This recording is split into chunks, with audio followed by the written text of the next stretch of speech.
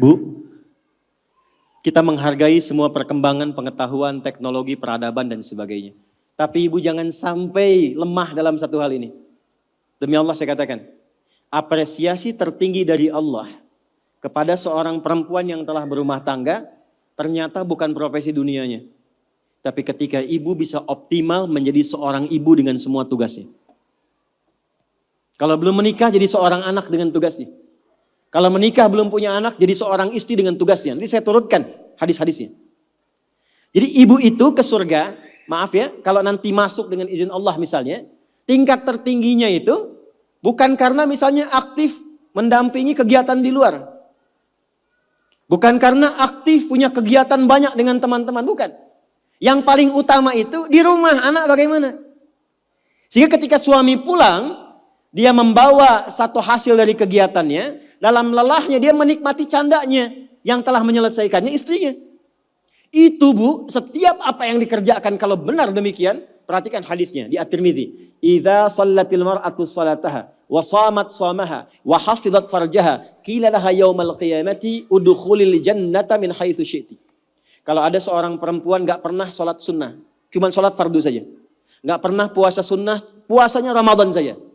Dia menaati pada suaminya, menjaga kehormatan keluarganya. Dia menempatkan tugas di rumah sebagai tugas utamanya. Maka apa yang terjadi?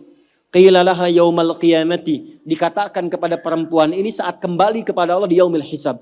Udkhulil jannata min haitsu syi'ti. Cepat langsung masuk surga dari pintu mana saja yang kamu kehendaki.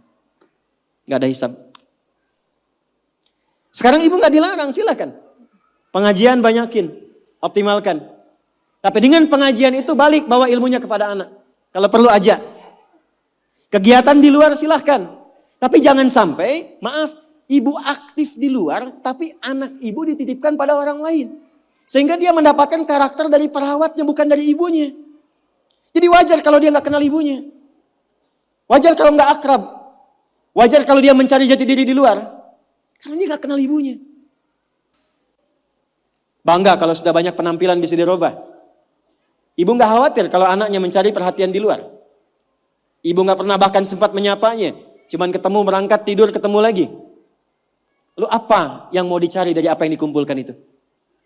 Nah, Sayyidah Khadijah itu sebelum Nabi pulang itu sudah khatam. Makanya kita belum pernah dengar kan kisah cerita Fatimah merewelkan Nabi. Pernah gak? Umi Kulthum merepotkan Nabi, nggak ada. Dan selalu silent kisahnya. Pulang ke rumah itu selalu kisah di rumah itu tenang. Nggak ada satupun bab problem rumah tangga Nabi dengan anak, nggak ada. Siapa perannya?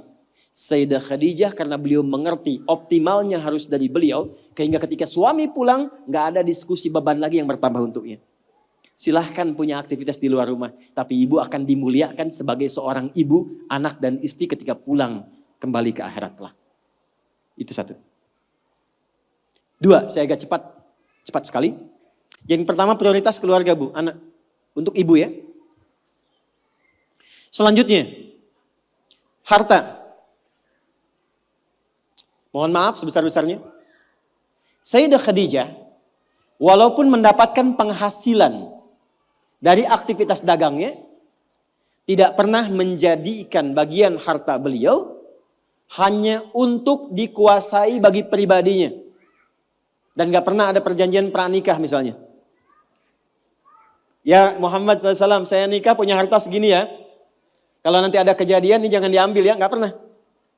Apapun yang diusahakan, maka dikumpulkan menjadi satu untuk mensupport cita-cita mendapatkan yang tertinggi di hadapan Allah. Ibu apapun yang didapatkan kalau punya penghasilan, pendapatan dan sebagainya, dudukan jadi satu sebagai harta keluarga bersama. Rumuskan untuk anak-anak. Anak pertama mau kemana? Bikin tabungan, bikin persiapan. Anak kedua seperti apa? Anak ketiga bagaimana?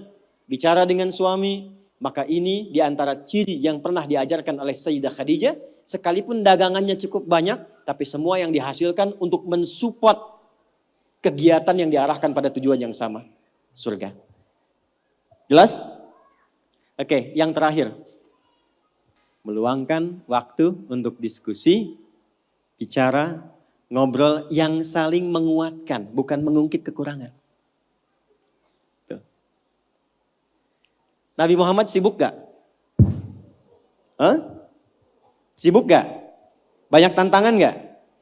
Tapi ketika pulang ke rumah, ngobrolnya itu dengan Sayyidah Khadijah selalu yang baik-baik, yang romantis, yang saling menguatkan.